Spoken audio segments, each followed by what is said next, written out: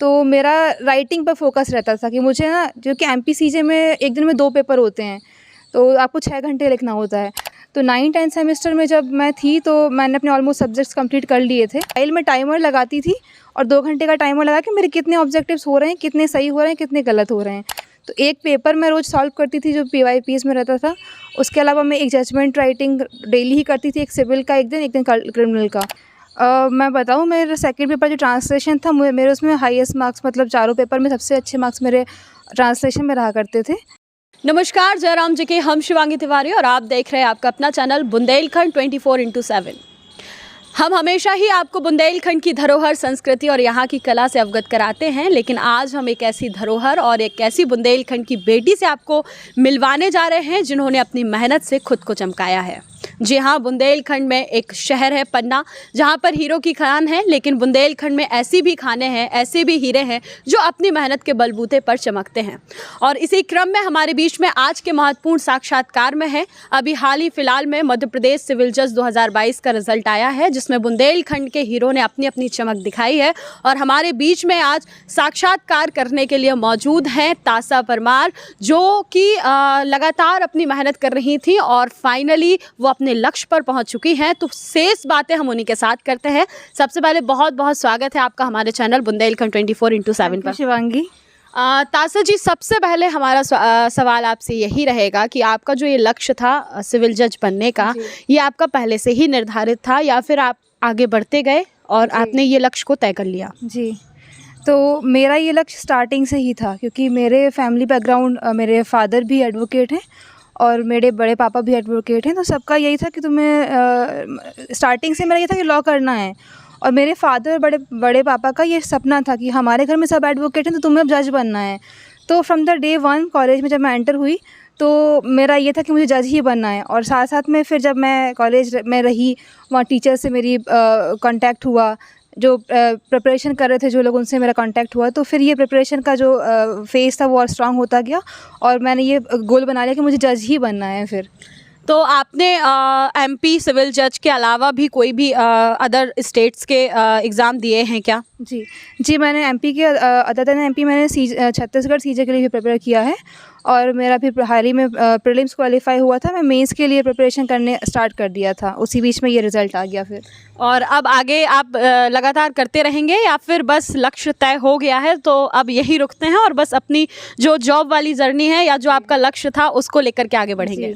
क्योंकि MP home state है और एमपी ही प्रायोरिटी थी, तो जब फिर मुझे एमपी मिल गया है तो मुझे अदर देन एमपी कहीं और जाने की ज़रूरत नहीं है। अगर एमपी ना कोई प्रॉब्लम आती यहाँ पे तो फिर मैं अदर स्टेट देखती, छत्तीसगढ़ जैसे कि। आपका कौन सा अटैम्प्ट था ये वाला? ये मेरा सेकंड अटैम्प्ट था एमपी में। फर्स्ट में आप कहाँ तक पहुँचे थे? जी, फर्स्ट अटैम्प्ट में मैंने 2021 में फर्स्ट अटैम्प्ट दिया था, तो मेरा प्रीलिम्स क्वालिफाई हो गया था, मेरा मेंस भी क्वालिफाई हो गया था।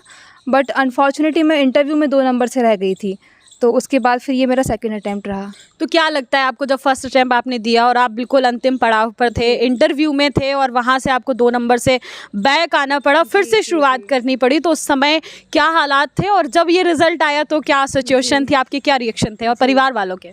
जी, जब मैंने फर्स्ट अटैम्प्ट दिया तो जब इंटरव्यू में मेरा नहीं हुआ तो मुझे बहुत ही बुरा लगा, क्योंकि अगर आपका प्रीलिम्स नहीं होता तो आपको उतना बुरा नहीं लगता, मेंस नहीं होता तो उतना नहीं लगता, लेकिन जब आप लास्ट फेज़ पे पहुंच रहे हो, वहाँ से आप वापस आ रहे हो तो बहुत बुरा लगता है। अब ये मतलब ऐसे कंडीशन आ गई थी ना कि दोबारा किताबें कैसे उठाई जाएँ, क्योंकि आप लास्ट में थे, आप जज बनने ही वाले थे और आप अचानक से आप स्टार्टिंग से प्रिपरेशन चालू करनी है, तो बहुत मुश्किल था मेरे लिए किताबें उठा पाना।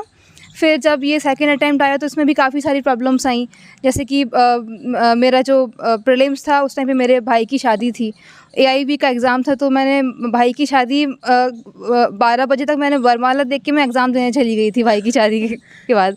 और उसके बाद फिर मेंस हुआ, तो मेंस भी क्लियर कर लिया मैंने। फिर इंटरव्यू जब हुआ तो ये पूरा वैकेंसी स्टे कर दी गई। 1.5 साल से वेट कर रहे थे हम लोग कि यार कुछ तो हो, लेकिन कुछ हो ही नहीं रहा था, तो बहुत फ्रस्ट्रेशन था।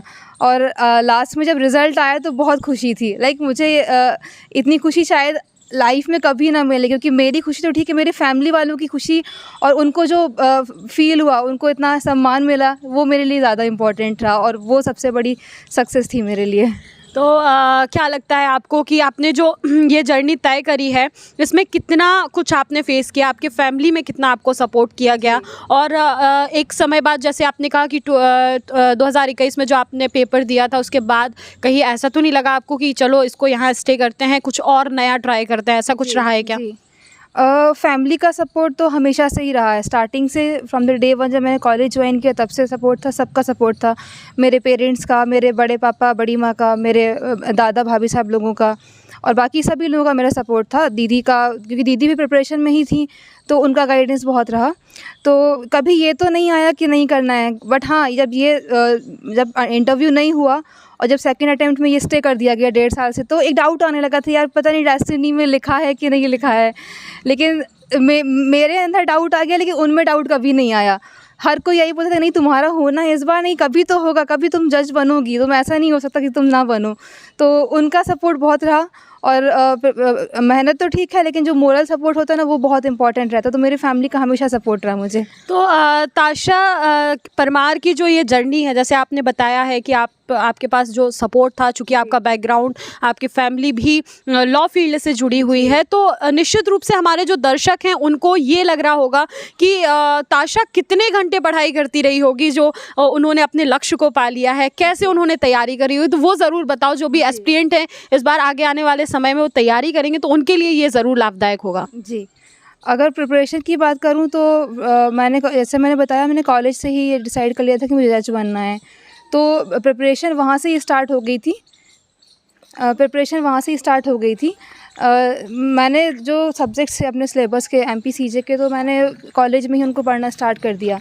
जब मैं 9-10 सेमेस्टर में रही तो मैंने एकदम फुली डेडिकेटेड होके अकॉर्डिंग टू सिलेबस और जो भी एग्ज़ाम का क्राइटेरिया था उसके अकॉर्डिंग मैंने डिसाइड किया कैसे पढ़ना है। तो 9-10 सेमेस्टर में जब मैं थी तो मैंने अपने ऑलमोस्ट सब्जेक्ट्स कंप्लीट कर लिए थे।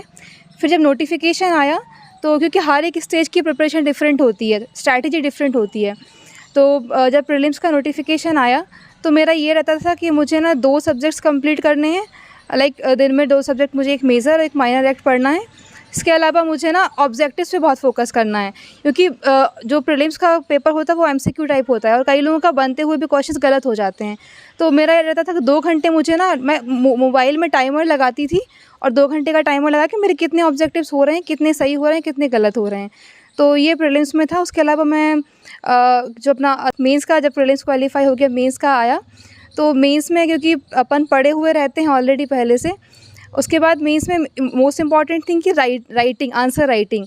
तो जब मेरा प्रीलिम्स क्वालिफाई होकर जब मैं मेंस के लिए तो तैयारी करना स्टार्ट किया, तो मेरा राइटिंग पर फोकस रहता था कि मुझे ना, जो कि MP CJ में एक दिन में 2 पेपर होते हैं तो आपको 6 घंटे लिखना होता है, तो मेरा ये रहता था कि कम से कम ना दिन में मैं 3 घंटे तो लिखूँ ही लिखूँ। तो एक पेपर मैं रोज़ सॉल्व करती थी जो PYPS में रहता था। उसके अलावा मैं एक जजमेंट राइटिंग डेली ही करती थी, एक सिविल का एक दिन क्रिमिनल का, और ट्रांसलेशन और ऐसे राइटिंग को भी मैं 1-1 घंटे का टाइम देती थी। तो इस तरह से मैंने प्रीलिम्स और मेंस की प्रिपरेशन करी। और फिर इंटरव्यू का जब आया तो मैं इंटरव्यू के लिए इंदौर गई थी, वहाँ पे मैंने मॉक्स अटेम्प्ट किए और इंटरव्यू प्रैक्टिस करी। तो इस तरीके से मैंने अपनी प्रिपरेशन करी है। अच्छा, एक चीज़ जो है बच्चों के साथ बड़ी समस्या होती है, जैसे लॉ फील्ड में मुझे लगता है, और सिविल जज की स्पेशली बात करूँ तो ट्रांसलेशन में बच्चों को बड़ी समस्या होती है। और इस स्टेज पे जब बच्चे आ जाते हैं कॉलेज वाले स्टेज पे, तो वो उनको ट्रांसलेशन या इंग्लिश को प्रिपेयर करने में या हिंदी को प्रिपेयर करने में बड़ी कठिनाई होती है। तो उनके लिए आप क्या कहना चाहेंगे जो नहीं कर पाते हैं या करना चाहते हैं, तो वो सिर्फ इस वजह से छोड़ देते हैं कि मुझे ट्रांसलेशन में बड़ी समस्या आएगी? मैं बताऊँ, मेरा सेकंड पेपर जो ट्रांसलेशन था, मेरे उसमें हाईएस्ट मार्क्स, मतलब चारों पेपर में सबसे अच्छे मार्क्स मेरे ट्रांसलेशन में रहा करते थे। और ट्रांसलेशन के कारण ही मेरा मेंस का जो मेरा स्कोर था वो बहुत हाई रहता था। तो ट्रांसलेशन में मैं ये कहूँगी कि मोस्टली क्या होता है, जो हिंदी मीडियम वाले स्टूडेंट हैं वो इंग्लिश साइड नहीं देखना चाहते। हमारा डिग्लॉट वेरिएट है तो वो केवल हिंदी साइड ही देखेंगे। और मैंने कई स्टूडेंट, मतलब कई में मुझे ऐसे कंपटीशन में मुझे ऐसे कैंडिडेट्स मिले हैं जिन्होंने ना केवल जो NLU से पढ़े हुए हैं लेकिन उनका ट्रांसलेशन वीक है, क्योंकि वो ओनली इंग्लिश को ही डील करते हैं, हिंदी नहीं चाहते वो। तो मेरा ये था कि मैं दोनों डिग्लॉट वेरिएट से मैं दोनों ही पढ़ती थी। मेरे सर जो हैं वो हिंदी साइड पढ़ाया करते थे। तो स्टार्टिंग में मुझे तो लगता था कि यार हिंदी नहीं पढ़ना, मैं इंग्लिश मीडियम से, तो मैं इंग्लिश ही पढ़ूंगी, सर हिंदी पढ़ाना है वो पढ़ाने दो, मैं इंग्लिश पढ़ूंगी। लेकिन मुझे धीरे धीरे समझ आया कि नहीं यार, दोनों लैंग्वेज आपको जज बनना है, आप लोअर कोर्ट में आपको हिंदी में ही काम करना है, दोनों लैंग्वेज पे कमांड होना चाहिए। तो मैं जब सर पढ़ाते थे तो मैं हिंदी में पढ़ा करती थी, और उसके बाद जब मैं सेल्फ पढ़ती थी तो मैं इंग्लिश में पढ़ती थी। तो ऐसे करके ना मेरी दोनों ही लैंग्वेज स्ट्रांग हो गई।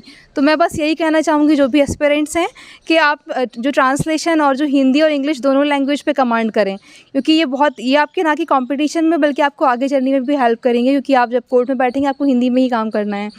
तो इस तरीके से आपने दोनों लैंग्वेज पे कमांड करें। आप डिग्लॉट वेरेक्ट हर किसी के पास होता है, तो आप हिंदी भी पढ़ें और इंग्लिश भी पढ़ें। नहीं, ये बात आपने बहुत अच्छे तरीके से नोटिस की है कि जो हिंदी मीडियम वाले होते हैं वो सिर्फ हिंदी की लैंग्वेज पे ध्यान देते हैं, और इंग्लिश वाले सोचते हैं बस इंग्लिश वाला ही देखना है। लेकिन दोनों को अगर देख के चलें, दोनों में अगर मैनेजमेंट करके चलेंगे तो शायद उनको आगे जाने में ईजी होगा। अच्छा, क्या लगता है आपको अपने लॉ के सब्जेक्ट में सबसे फेवरेट कौन सा था, जो आपको लगता था कि ये तो मुझे थोड़ा सा एक्स्ट्रा और पढ़ लेना चाहिए? कौन सा सब्जेक्ट आपका फेवरेट रहा है? ऐसे कोई स्पेसिफिकली फेवरेट सब्जेक्ट नहीं रहे, बट मेरा क्रिमिनल साइड ज़्यादा इंटरेस्ट था, क्योंकि घर में भी जो पापा लोग हैं वो क्रिमिनल साइड ही हैं, और मेरा पर्सनल इंटरेस्ट भी क्रिमिनल साइड ज़्यादा था। तो मुझे आईपीसी, सीआरपीसी, एविडेंस, ये तीनों ही अच्छे लगते थे। तो आपकी जर्नी में जो अभी सुप्रीम कोर्ट ने हाल ही में जो है नियम निकाला है कि 3 साल की आपकी कोर्ट की वो होना चाहिए, प्रैक्टिस होना चाहिए, आपके टाइम पे वो चीज़ नहीं थी शायद 2022 में। तो इसको लेकर के आप लोगों में क्या कहना चाहेंगे, जो बच्चे आगे तैयारी कर रहे हैं, कि वो किस तरीके से प्रैक्टिस में भी ध्यान दे सके और अपनी पढ़ाई में भी ध्यान दे सके? जी बिल्कुल, जैसे कि 3 साल की प्रैक्टिस कंपलसरी हो गई है, तो अब हमें दोनों चीज़ें, कंपटीशन पे भी फोकस करना होगा और 3 ईयर प्रैक्टिस पे भी फोकस करना होगा। क्योंकि मेरा भले ही यहाँ पे 3 ईयर प्रैक्टिस कंपलसरी नहीं था, लाइक 70% और 3 ईयर का प्रैक्टिस था, बट स्टिल इंटरव्यू में जो क्वेश्चन पूछे गए वो प्रैक्टिकल बेसिस पे ही पूछे गए थे सारे क्वेश्चंस। लाइक वो आपसे थ्योरी पे नहीं जा रहे थे कि आपको एविडेंस का कोई सेक्शन उठा लें या आईपीसी से कोई थेफ्ट की छोटी मोटी प्रॉब्लम बनाए, ऐसा नहीं था। वो पूरा प्रोसीजरल पे डिटेल में जा रहे थे। तो मेरा बस यही है कि अब आप 3 ईयर प्रैक्टिस रूल ना भी हो तब भी आपको ना कोर्ट पे ज़रूर ध्यान देना चाहिए, कोर्ट की प्रोसीजर पे ध्यान देना चाहिए। और अब तो खैर 3 ईयर प्रैक्टिस आ गया है, आप कंपटीशन को भी आप ध्यान में रखिए कि मुझे इतने घंटे तैयारी में देने हैं, 2-4 घंटे हर दिन पढ़ना है, क्योंकि 3 साल का टाइम अभी काफ़ी है। तो आप दोनों चीज़ों में कर सकते हैं, आप 3-4 घंटे पढ़ाई करिए, आप 3-4 घंटे 5 घंटे कोर्ट भी जाइए। तो मेरा यही रहेगा। अच्छा, वो लोग जो आगे चल के तैयारी करने वाले हैं या एग्ज़ाम देने वाले हैं, उनके लिए आप क्या कहना? अच्छा, ये एक सवाल मेरा ये भी है आपसे कि आप देख रहे हैं अभी हाल फिलहाल में ही लॉ का बड़ा ट्रेंड चला है। अब तो हाल में अपने MCBU यानी कि छतरपुर की जो महाराजा सतपाल बुंदेलखंड यूनिवर्सिटी, उसमें भी ऑनर्स का जो है एडमिशन शुरू हो गए हैं, सिलेबस आ गया है, कोर्स आ गया है। तो लॉ का एक अपना अलग ट्रेंड चल रहा है। क्या इसके पीछे कारण हो सकता है कि सिलेक्शन ज़्यादा हो रहे हैं या ईजिली सिलेक्शन हो रहे हैं, कि लोगों का इंटरेस्ट बढ़ रहा है? आपको क्या लगता है, आपके मुताबिक क्या चीज़ हो रही है? मेरे हिसाब से लोगों का इंटरेस्ट बढ़ रहा है, क्योंकि कंपटीशन तो लेवल हाई होता जा रहा है, और जो इंटरेस्ट है लोगों का लॉ की तरफ, क्योंकि सुप्रीम कोर्ट, हाई कोर्ट के डिसीजंस लोग देखते हैं। ये भी आता है कि किस तरह जुडिशरी सोसाइटी में इतना बड़ा चेंज कर रही है, ये भी डिसीजंस के माध्यम से पता पड़ता है। तो जो लोगों का इंटरेस्ट है वो जाग रहा है लॉ की तरफ। तो मेरे हिसाब से तो इंटरेस्ट ही मेजर रोल प्ले करता है कि इंटरेस्ट के कारण लोग ज़्यादा लॉ ज्वाइन कर रहे हैं। लॉ ज्वाइन कर रहे हैं।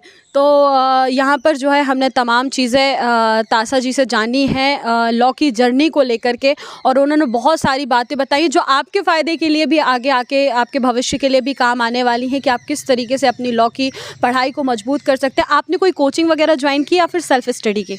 बेसिकली मेरा सेल्फ स्टडी की, क्योंकि मैंने अपना जो प्रीलिम्स और मेंस की प्रिपरेशन छतरपुर से ही करी है। तो कॉलेज के टीचर्स मुझे हेल्प करते थे, मोतीलाल नेहरू लॉ कॉलेज के टीचर्स हेल्प करते थे। बाकी इसके अलावा, क्योंकि एक जो मेजर प्रॉब्लम होती है ना कंपटीशन में, वो होती है कंटिन्यूटी की, क्योंकि आप कंटिन्यू नहीं रह पाते। 2-4 दिन पढ़ा, अगर आप कोई क्लास ज्वाइन नहीं कर रहे हैं तो फिर वो ब्रेक हो जाएगा। तो मैं जो ADPO सर हैं, हेमंत बाजवालिया सर, उनके यहाँ मैंने स्टार्टिंग में जब मेरा 10th सेमेस्टर था तब मैंने उनके यहाँ पे 1 साल कंटिन्यू रखा, और जो वेरिक्ट्स थे मैंने उनसे पढ़े। तो हेमंत बाजवालिया सर, बाकी पुरुषोत्तम